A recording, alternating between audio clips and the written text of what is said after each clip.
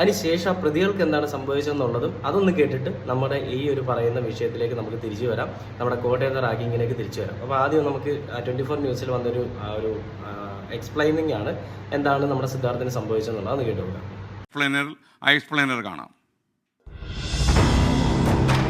Pookode veterinary കോളേജിലെ ഇപ്പോഴത്തെ സംഭവങ്ങളുടെ തുടക്കം ഫെബ്രുവരി 12-നാണെന്നാണ് വിദ്യാർത്ഥികളുടെ മൊഴി. അന്ന് കോളേജിൽ വാലന്റൈൻസ് ദിന ഒരുക്കങ്ങൾ ആലോചിക്കാൻ യോഗം ചേർന്നു. പരിപാടിയുടെ ചുമതലക്കാരനായ സിദ്ധാർത്ഥനും യോഗത്തിലുണ്ടായിരുന്നു. കോളേജിൽ 14-ന് വാലന്റൈൻസ് ദിനാഘോഷങ്ങൾ നടക്കുന്നു.